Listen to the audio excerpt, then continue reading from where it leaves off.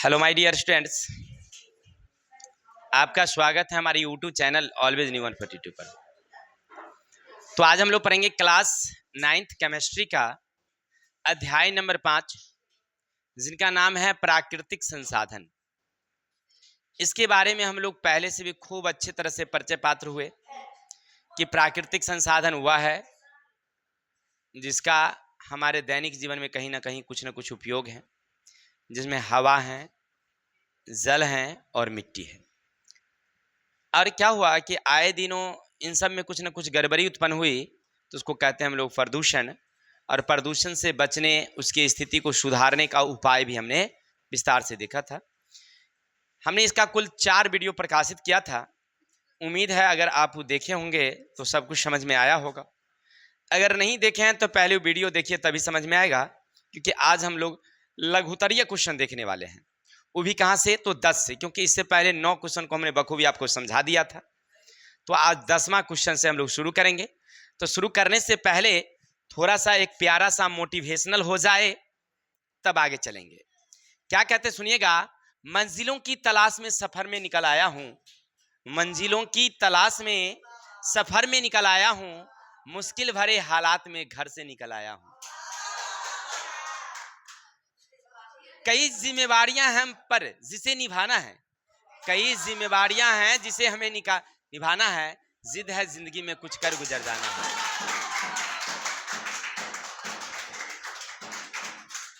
अब हो गया। अब ये जो है ना, वो क्या कहते हैं, मुहर्रम वाला डंका पिटना शुरू कर देते हैं। नहीं, पढ़िए पढ़िए, ध्यान से पढ़िए, गलत बातें हैं ये सब। चलिए क्वेश्चन नंबर 10 ध्यान से सुनेंगे। नाइट्रिक ऑक्साइड, नाइट्रोजन डाइऑक्साइड वातावरण में कैसे बनते हैं? अभी से बिल्कुल शांति, मुफ्त में कर्ची लग सकती है। देखिए प्रश्न क्या कहता है आपसे कि नाइट्रिक ऑक्साइड और नाइट्रोजन डाइऑक्साइड वायुमंडल में कैसे बनता है।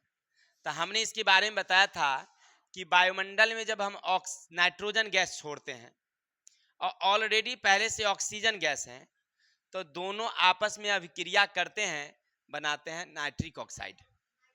इसी तरह से नाइट्रोजन डाइऑक्साइड, यही नाइट्रिक ऑक्साइड जो है, यही जब फिर ऑक्सीजन से अभिक्रिया करते हैं तो बनाते हैं नाइट्रोजन डाइऑक्साइड। ठीक है, यानी देखिए वायुमंडल में गैस है, ऑक्सीजन गैस है, कार्बन डाइऑक्साइड सब गैस है। नाइट्रोजन हमने छोड़ा है, तो नाइट्रोजन पहले ऑक्सीजन से अभिक्रिया किया, तब बनाया नाइट्रिक ऑक्साइड। क्या बनाया? और यही नाइट्रिक ऑक्साइड पुनः ऑक्सीजन से अभिक्रिया कर लिया तो बनाया नाइट्रोजन डाइऑक्साइड। ठीक है, कोई दिक्कत? चलते हैं नेक्स्ट। बीओडी का उल्लेख करिए। बीओडी क्या है? तो हमने बताया था कि बीओडी का मतलब हुआ बायोकेमिकल ऑक्सीजन डिमांड। हमारे वायुमंडल में ऑक्सीजन की मात्रा क्या हो रही है, दिन प्रतिदिन कमती जा रही है। कार्बन डाइऑक्साइड बढ़ रहा है और ऑक्सीजन क्या हो रहा है, कम हो रहा है। इसकी पूर्ति करने की जो प्रक्रिया है ये कहलाता है बीओडी। ठीक है, ऑक्सीजन की मात्रा को पूरा करने की प्रक्रिया क्या कहलाती है? ठीक है ना। अब ये कैसे पूरा होगा, तो देखिए शैवाल के मरने पर बैक्टीरिया द्वारा सड़ता है।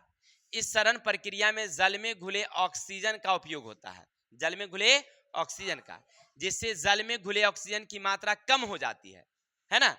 इस प्रक्रिया को बायोकेमिकल ऑक्सीजन डिमांड कहते हैं। जल में ऑक्सीजन की मात्रा घटने पर जीव जंतु की मृत्यु हो जाती। समझ में आई बातें? कि जैसे जल में ऑक्सीजन की मात्रा क्या हो गई, कम गई, तो इसी को कहते हैं हम लोग बीओडी, यानी बायोकेमिकल ऑक्सीजन डिमांड। अब आगे चलिए, नंबर 12 समीकरण देकर बताइए कि कैसे वायुमंडल में सल्फ्यूरिक अम्ल बनता है। अभी पीछे आपने देखा था नाइट्रिक ऑक्साइड, आपने क्या देखा था, नाइट्रिक ऑक्साइड। तो देखिए कह रहा आपसे कि वायुमंडल में सल्फ्यूरिक अम्ल यानी H2SO4 कैसे बनता है। तो देखिए पहले हम लोग क्या करते हैं, वायुमंडल में सल्फर छोड़ते हैं। जैसे खेत में कीटनाशक दवाई छिड़ते हैं ना, तो उससे सल्फर जो है वो वायुमंडल में निकलती है, निकली। सल्फर ऑक्सीजन से अभिक्रिया कर लिया, तब बनाया सल्फर डाइऑक्साइड। क्या बनाया? कोई दिक्कत? S+O2 तीर SO2 यानी सल्फर डाइऑक्साइड। और यही सल्फर डाइऑक्साइड पुनः ऑक्सीजन से अभिक्रिया कर लिया, पुनः दोबारा बनाया सल्फ्यूरिक नाइट्रिक ऑक्साइड यानी सल्फ्यूरिक ट्राइऑक्साइड। 3 गो है तो ट्राइऑक्साइड कहिए उसको, ठीक है। और यही सल्फ्यूरिक ट्राइऑक्साइड जो है जल से अभिक्रिया कर लिया, जल के बूंद से, तब बन गया सल्फ्यूरिक अम्ल यानी H2SO4, ठीक है। तब पहले हम लोग क्या छोड़े थे वायुमंडल में? सल्फर। अब वायुमंडल में पहले से क्या होता है? ऑक्सीजन। तो दोनों अभिक्रिया किया, क्या बनाया? सल्फर डाइऑक्साइड फिर से ऑक्सीजन से अभिक्रिया कर लिया, क्या बनाया? Sulphur trioxide. सल्फर ट्राइऑक्साइड फिर से जल से अभिक्रिया किया तो सल्फ्यूरिक अम्ल। यही सल्फ्यूरिक अम्ल मतलब एसिड, ठीक है, वर्षा के जल के रूप में नीचे आती है ना, आएगी तो फसल को बर्बाद करेगी, जलीय जीव को बर्बाद करेगी, क्योंकि अम्ल है। पानी में चली जाएगी तो पूरा जल हो जाएगा अम्लीय, उसमें रहने वाले जीव जंतु क्या होंगे? विलीन हो जाएंगे।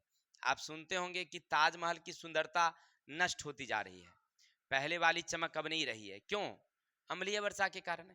लगातार एसिड पर एसिड अम्ल वर्षा होती जा रही है, तो उसका जो सुंदरता है ना वो कम हो गया है। कुछ अंग्रेजों शासन काल में भी हुआ कि उसमें जो कीमती कीमती पत्थर लगल था ना, चमकौआ वाला पत्थर, सब उस सबको निकाल लिया अंग्रेजवा।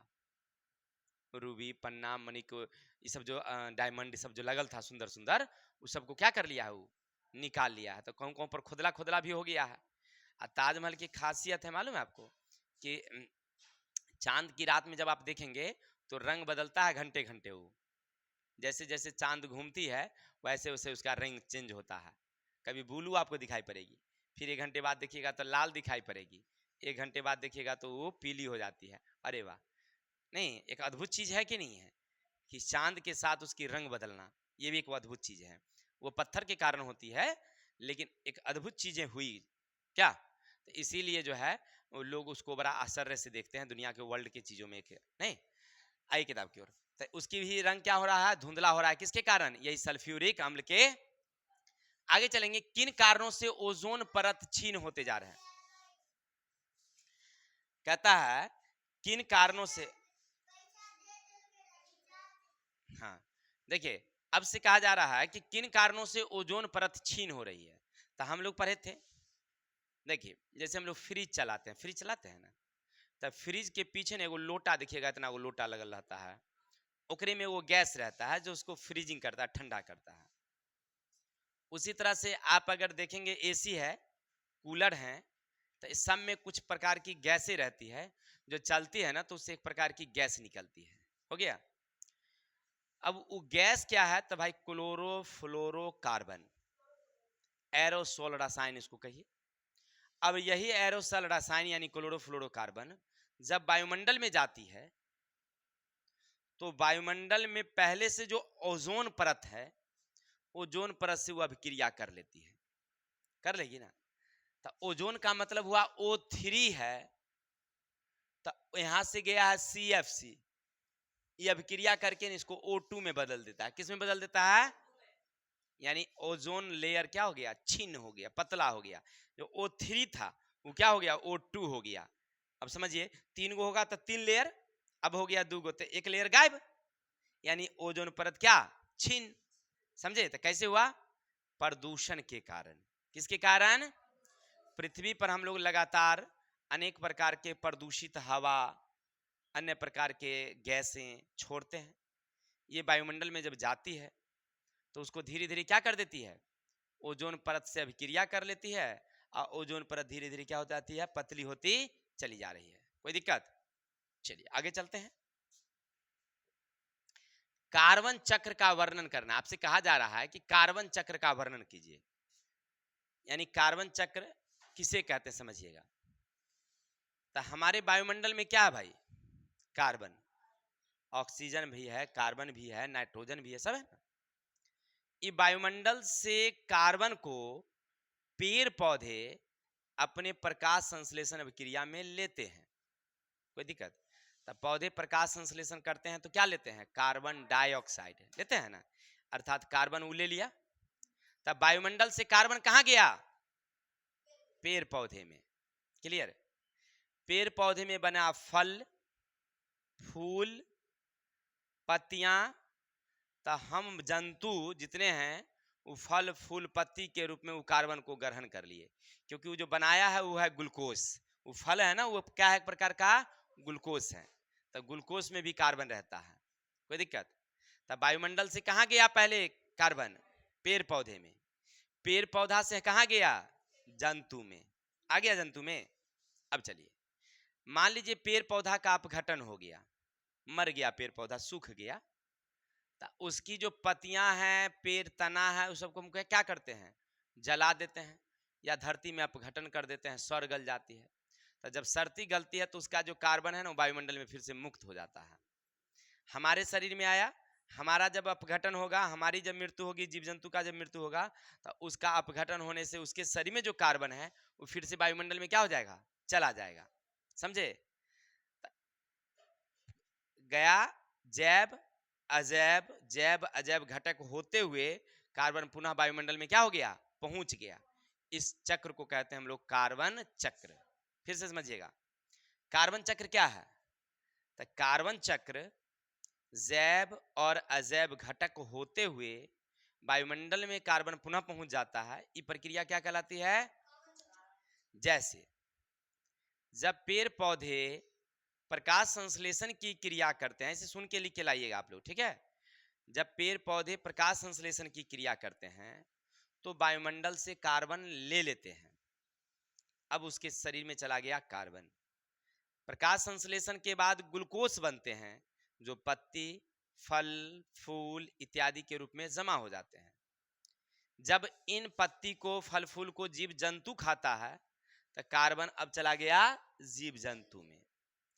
जब पेड़ पौधे या जीव जंतु का अपघटन होता है, मरते हैं, तो उनके शरीर का जो कार्बन है वह फिर से वापस वायुमंडल में चले जाते हैं।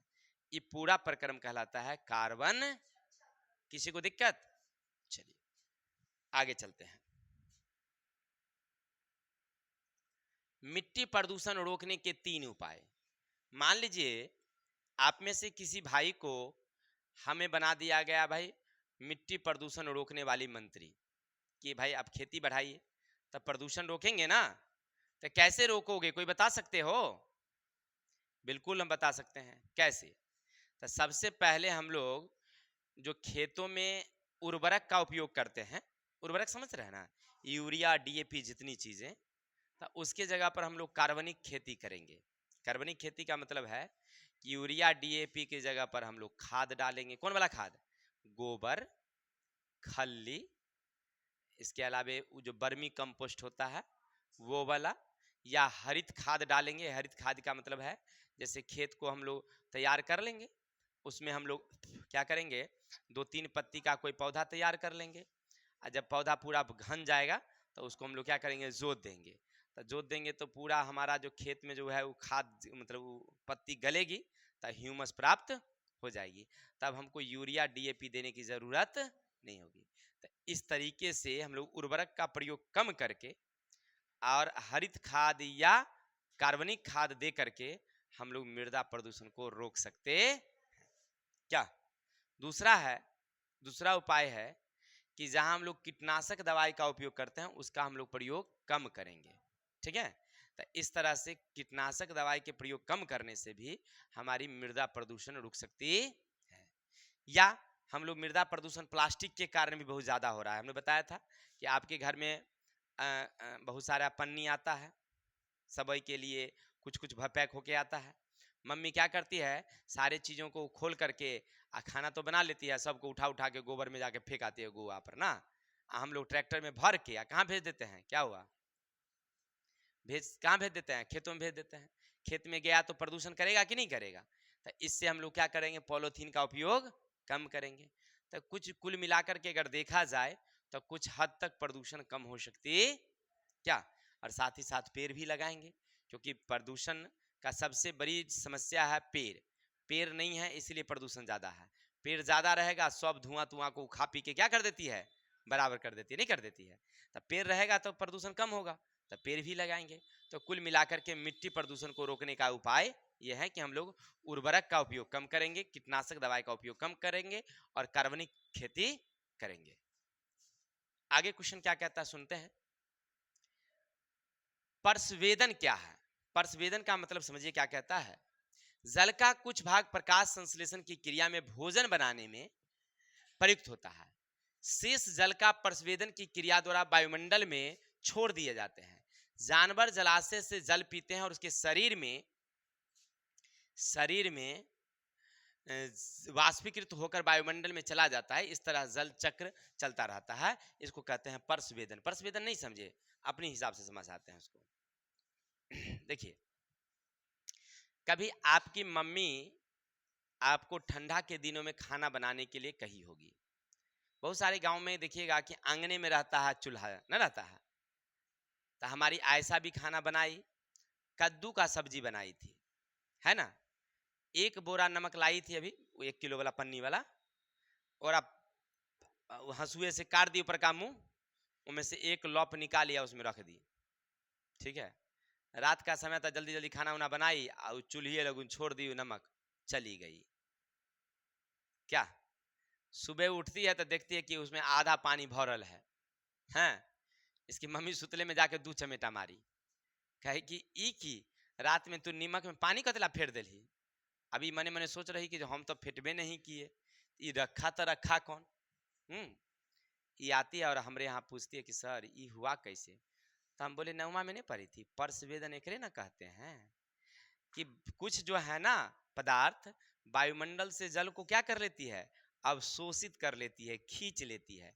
इसी को कहते हैं हम लोग पर्सवेदन। क्या कहते हैं हम लोग? जैसे देखिए, अभी अचार बना होगा बहुत सारे लोगों के घरों में। किसके किसके घर में बना है भाई? अच्छा, अचार जब बनता होगा तब मम्मी उस आम के टुकड़े में नमक डालती है, या नींबू का जब बनता है निमकी तो उसमें भी नमक डालती है। कभी आप पूछे हैं कि नमक काहे डालती है? खट्टा तो आम ऐसे भी होता है, नींबू तो ऐसे खट्टा होता है।